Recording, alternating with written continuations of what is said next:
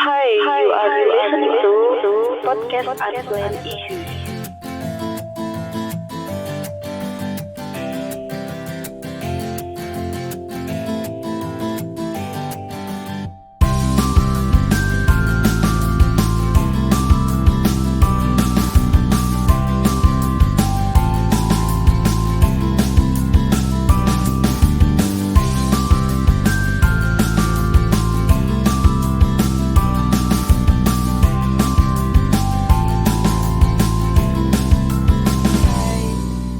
Ini udah lama banget gak recording, rasanya aku nervous. Oke, jadi hari ini tuh tanggal 23 Oktober 2020, tapi kayaknya nggak akan langsung dipublish. Jadi aku rencananya mau record banyak dulu, bikin bank konten buat podcast, terus abis itu baru di publish mungkin entah kapan gitu. Tapi nggak sekarang-sekarang karena I think I wanna withdraw from people. Jadi ya udah, jadi aku nggak mau expose dulu yang kayak gini. Hari ini bahasannya tentang grammar Nazi. Jadi kalau yang belum pernah dengar grammar Nazi itu apa? Simpelnya sih itu tuh sebutan buat orang yang hobinya tuh kasih kritik atau koreksi bahasanya orang. Itu tuh bisa koreksi vocab atau misalnya grammar mistake, typo, misspelling, atau other errors in speech or writing yang frekuensi ngeritiknya tuh udah bisa dibilang sering banget lah. Jadi emang dia tuh berasa ada yang keganggu aja kalau misalnya ada orang yang ngomong atau nulis itu tuh nggak sesuai sama tata bahasa yang baik dan benar gitu. Nah, kritiknya itu bisa di forum kecil yang sehari-hari atau misalnya acara-acara formal atau misalnya di chat room atau mungkin bikin channel sendiri di YouTube, di Tumblr atau di blog tentang isinya tuh ya tentang koreksi tata bahasa yang baik dan benar kayak gitu.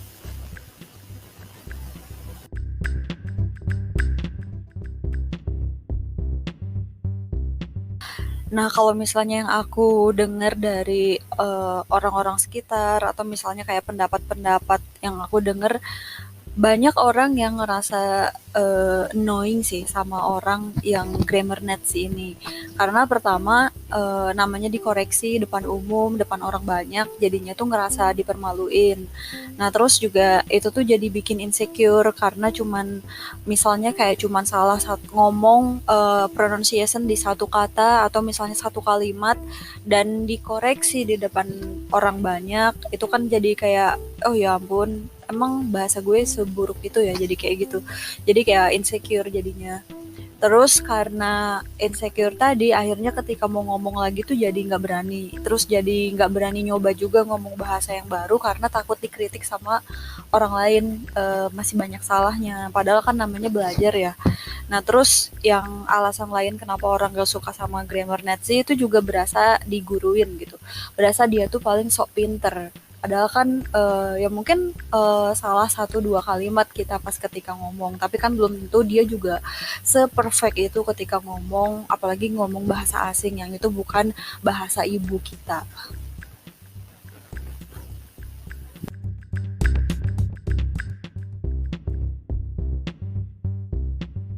Nah, sebenarnya tuh dari dulu banyak sih aku nemuin orang yang emang hobinya tuh ngekritik bahasa gitu. Misalnya kita ngegunain bahasa yang itu tuh ternyata bukan kata formal. Misalnya napas sama nafas. Yang bener kan itu pakai P. Terus ketika ada orang yang pakai F, kayak dia tuh greget banget lah pengen ngeganti huruf F-nya sama huruf P. Tapi aku tuh baru tahu beberapa waktu ke belakang kalau misalnya orang-orang yang kayak gitu ternyata ada sebutannya namanya grammar Nazi.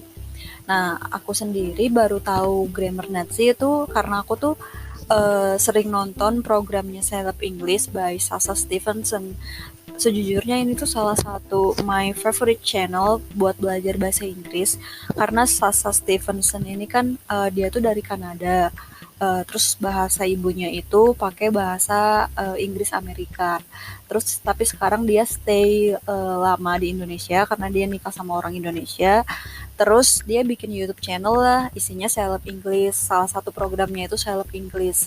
Nah, Seleb English itu ini tuh kayak ngambil potongan-potongan bahasa Inggris dari seleb-seleb ternama. Ini bisa seleb, bisa influencer, bisa juga ini apa namanya tuh kayak pokoknya tokoh-tokoh masyarakat. Terus nanti dia bedah bahasa Inggrisnya dari mulai pronunciation, grammar, dan kayak tata bahasanya itu gitu. Seberapa native sih si orang ini gitu, seberapa sih level bahasa Inggrisnya. Dan sejujurnya ya buat aku yang lagi belajar bahasa Inggris, program ini tuh ngebantu banget sih karena kan berasa dapet pengetahuan dari bener-bener dari source-nya gitu. Dia kritik emang karena dia punya capability buat kritik karena emang ya itu bahasanya sehari-hari dan aku jadi tahu malah ada beberapa yang bahasa yang oh sebenarnya kayak gini tuh salah ya. Oh ternyata emang ada bahasa yang apa ya kayak misalnya congratulations itu tuh selalu pakai S kan sebenarnya. Dan kayak no reason pokoknya kalau congratulations itu pakai S itu juga aku dapatnya tuh dari Sasa Stevenson. Jadi kalau sejujurnya sih aku tuh ngerasa terbantu banget sih sama programnya Sasa ini.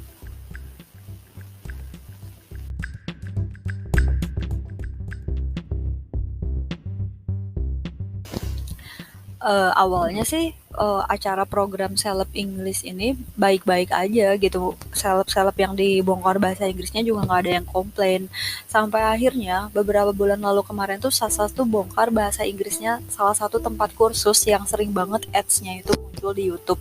Mungkin kalian juga pernah nonton sih ads-nya itu karena itu lumayan sering banget lah. Itu tempat kursusnya Ink Breaking. Aku sebut brand aja karena kalau misalnya nanti pas dilihat YouTube Sasanya juga kan pasti ketahuan tempat kursusnya apa. Nah, jadi intinya tuh ternyata pas dibongkar dari talentnya si Ink Breaking ini, pas dia rekaman buat ads YouTube itu ketahuan ada yang lagi baca skrip. Soalnya matanya tuh kayak bergerak dari kiri ke kanan gitu. Itu kan kelihatan kayak baca teks. Nah, terus ada juga tutor yang dia juga ceritanya tuh dia pakai eh, ini pakai aksen British yang mana itu tuh nggak British sama sekali gitu. Jadi kesannya tuh kayak maksain. Sampai salah satu waktu itu kontak temennya yang juga British, dia tanya lah ke temennya apa ini emang bener-bener British dan ternyata enggak gitu. Dan itu tuh ceritanya tuh itu tutor di ininya gitu, tutor di Ink Breaking. Jadi kan kayak gimana ya, kalau misalnya tutor kan udah dianggapnya ahli, kalau misalnya murid sih masih ada mistake itu masih dianggap normal lah. Dan akhirnya setelah dibongkar sedalam itu, ternyata dari ink breaking-nya itu nggak terima gitu kalau misalnya Sasa bikin program kayak gitu. Waktu itu dia sempat komplain gitu ke Sasa, dia bilang minta di take down videonya. Pokoknya dia kasih dua opsi gitu dari ink breaking, minta Sasa take down videonya atau kalau misalnya nggak mau di take down, dia minta endorsement kerjasama partnership sama Sasa Stevenson buat ngepromosiin Ink Breaking ini di channelnya. Tapi dengan satu syarat, Sasa ini tuh nggak boleh bilang kalau ini tuh partnership. Ini tuh nggak boleh bilang kalau misalnya ini tuh sponsor gitu. Jadi seolah-olah ngerekomendasiin Ink Breaking bener-bener karena apa ya namanya karena perspektifnya dia. Nah di situ tuh salah satu ngerasa nggak terima sih karena kesannya kan kayak kok berasa bisa dibeli gitu loh. Maksudnya bukannya bisa dibeli gitu kayak kesannya tuh bisa disogok buat kasih review yang bagus. Nah terus akhirnya dia bikin video permintaan maaf tapi itu bukan endorse dan akhirnya dia jelasin perkaranya kayak gimana. Terus akhirnya intinya sih dia bilang, saya juga nggak pernah bilang kalau misalnya ink breaking itu tuh jelek gitu. Bukan berarti tempat kursus yang nggak ada native speakernya itu jelek. Tapi kalau misalnya saya harus pura-pura tutornya itu bener-bener kayak native itu saya nggak bisa gitu. Nah terus dari sini sih aku belajar ya kayak ya emang nggak masalah sih namanya buat branding bisnis. Kan pasti cari review yang terbaik Tapi gimana caranya juga kalau misalnya bangun bisnis tuh nggak cuman mikirin profit doang lah. Ya kalau misalnya ternyata guru-gurunya emang belum expert itu, ya mungkin emang bisa didatengin native speaker aja gitu langsung buat jadi tutornya kalau emang diperluin gitu. Kalau emang kelas speaking itu penting banget. Ya namanya orang Indonesia kalau misalnya ngomong bahasa Inggris pasti nggak mungkin seperfect orang bule juga kan yang emang bahasa ibunya bahasa Inggris. Ya terus aku juga jadi lebih kritis aja sih. Jadi kalau mau les, mau tempat kursus tuh ya jangan asal percaya aja sama review gitu. Karena review itu jadi pasti yang diambil itu yang bagus. Makanya aku suka sih acaranya Sasa Stevenson ini ya karena kalau misalnya aku sebagai audiens yang lagi belajar bahasa Inggris sih ngerasa terbantu walaupun mungkin kalau sebagai pemilik bisnis ya pasti annoying sih sama ada yang kayak gini karena kebongkar rahasianya.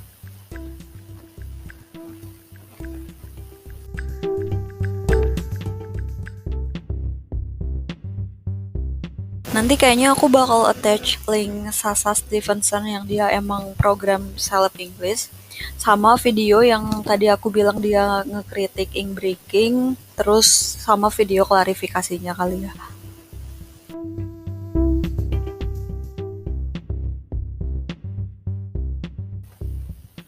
Nah kalau misalnya aku sendiri sih sejujurnya nggak yang letterluck suka atau misalnya nggak letterluck benci banget sama grammar Nazi ini. Soalnya tergantung situasi dan konteksnya aja sih. Kalau misal dia koreksi di keadaan normal dan koreksinya itu koreksi biasa aja gitu. Oh harusnya ini tanpa dijadiin guyon yang berlebihan, ya nggak masalah sih. Apalagi kalau misalnya nggak depan orang banyak atau itu cuman di inner circle-nya kita aja gitu, di lingkungan orang-orang yang dekat sama akunya aja itu nggak masalah gitu. Nah bagi aku yang annoying itu ketika si grammar Nazi itu ngoreksinya itu di situasi yang lagi kurang tepat gitu. Misalnya nih, aku posisinya tuh lagi bad mood banget, terus lagi curhat. Dan aku lagi curhat kayak gitu, dia malah masalahin grammar mistake yang sepele ya, itu kan annoying ya. Maksudnya ya emosinya lagi nggak bisa nerima kritik gitu kalau misalnya lagi bad mood kayak gitu. Nah terus kalau misalnya ada mistake, tapi sebenarnya tuh dia tuh udah paham nih apa yang dibilang atau apa yang ditulis. Kalau misalnya di situasinya kayak cuman chat biasa atau obrolan sehari-hari, terus dia jadi pura-pura nggak paham karena pengen jadiin kesalahan atau mistake-nya itu sebagai guyon, ya itu annoying sih gitu. Kecuali kalau misalnya emang dia kritik di ketika aku bikin esai, kan emang harus kayak gitu ya. Kalau di esai emang harus perfect, nggak boleh ada salah grammarnya sebisa mungkin. Dan kalau misalnya di bahasa sehari-hari dia sebenarnya udah paham tapi kayak pura-pura nggak paham cuman buat ngeguyon doang ya itu emang annoying banget banget sih gitu emang. Nah soal grammar Nazi ini sendiri kayak yang tadi aku bilang ya sebenarnya pasti ada positif sama negatif side-nya sih. Positifnya kayak yang aku bilang tadi itu pasti ngerasa terbantu banget apalagi kalau misalnya bahasa itu tuh emang bukan bahasa ibunya kita. Eh, kita butuh source yang emang dari sumber yang terpercaya lah pasti. Terus selama aku membenarkan kalau misalnya dia tuh emang expert walaupun dia bukan native atau misalnya emang dia punya misal bahasa Inggris dia punya capability bahasa Inggris yang lebih baik dari aku lebih expert mungkin ya nggak masalah gitu selama tujuannya itu ya emang kalau dia tuh ngasih tahu buat edukasi bukan buat bullying dan malah kritik-kritik yang dilontarin spontan kayak gitu tuh jadi keinget dan akhirnya tuh nggak bikin kesalahan yang sama. Nah kalau misalnya kesan pesan buat yang sering kena grammar Nazi sama orang, sebenarnya sih ya jangan terlalu insecure banget ketika bahasa kita dikritik gitu. Karena wajar kok gitu, kita nggak mungkin ngomong bahasa bener-bener sesuai sama struktur bahasa yang baik dan bener lagian jadinya boring juga nggak sih kayak gitu. Jadi kayak terlalu kaku dan eh ya apa ya suasananya nggak enak aja gitu kalau terlalu formal kayak gitu. Nah, sejujurnya kayak Sasa Stevenson sendiri itu pernah ngejadiin Ridwan Kamil sebagai salah satu tokoh di seleb Inggrisnya dia gitu. Dan ternyata setelah dibongkar itu emang ada beberapa grammar mistake yang cukup banyak dari Ridwan Kamil.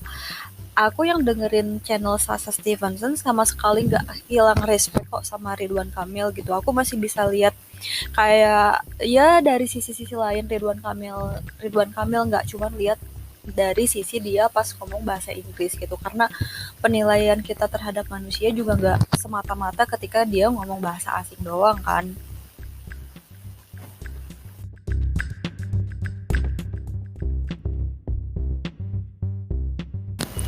Ya, jadi kesimpulannya sih buat yang lagi belajar bahasa baru mungkin atau yang dia sering kena grammar Nazi sama seseorang, jangan jadi insecure cuman karena ngerasa payah di bahasa tertentu. Worriednya kita tuh nggak ditentuin cuman dari tata bahasa yang terstruktur doang sih. Dan aku tuh selalu ingat kalimatnya Naila Farhana. Dia YouTubers juga yang suka kasih materi-materi bahasa Inggris.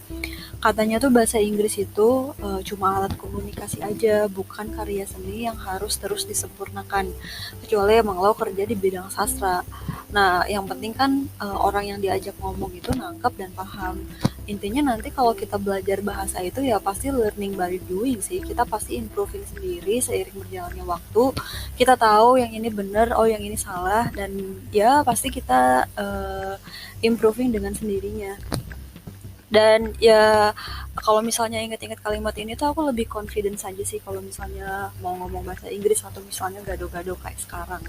Atau ya misalnya kalau misalnya udah kelewat gak nyaman banget sama para grammar Nazi, bilang aja sih langsung ke orangnya kalau misalnya kita tuh gak nyaman gitu. Atau misalnya bisa juga request ke mereka ya kalau misalnya kritik pas kita lagi berdua aja dong kayak gitu. Ya, you have the right to deliver your boundaries. Jadi sampaikan aja maunya gimana.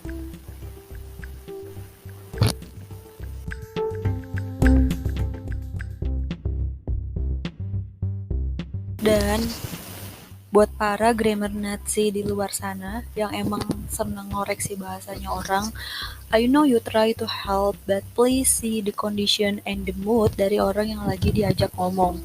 Jadi jangan sampai bener-bener kayak ngoreksi terus-terusan everywhere, every time kayak gitulah kan. Mungkin sometimes jadi annoying juga. Terus kalau bisa sih pas koreksi itu ya jangan di depan publik, apalagi kalau misalnya itu tuh acaranya tuh lagi acara formal, misalnya lagi acara seminar, terus kita kayak angkat tangan cuman buat koreksi bahasa yang benar kan itu jadinya terkesan kayak mempermalukan orang ya jadinya. Terus kalau pas ngasih koreksi itu jangan cuman dikritik di bagian negatifnya aja gitu. Tapi lihat juga dong sisi orang yang lagi belajar bahasa tersebut atau sisi orang yang lagi ngomong bahasa tersebut dari sisi positifnya. Mungkin orang itu tuh udah bagus di vocab tapi mungkin pronunciation-nya kurang tepat dan harus diimprove lagi. Atau misalnya grammarnya udah bagus nih tapi misalnya ngomongnya kurang lancar. Atau misalnya ya apalah pasti kan nggak mungkin bahasanya sebobrok itu kan nggak mungkin ya. Kayak gitu aja sih.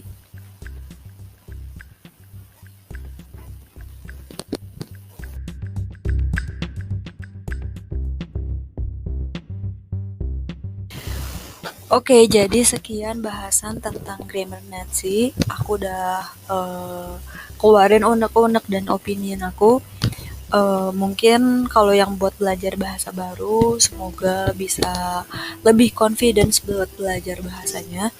Terus kalau misalnya yang grammar Nazi, ya semoga dia bisa lebih bisa baca situasi dan kondisi aja ya ketika dia mau kasih kritik. Intinya makasih yang udah dengerin, makasih banget. Sekian di episode kali ini. Entah kapan sih episode selanjutnya, tapi thanks banget. Dadah, have a good day.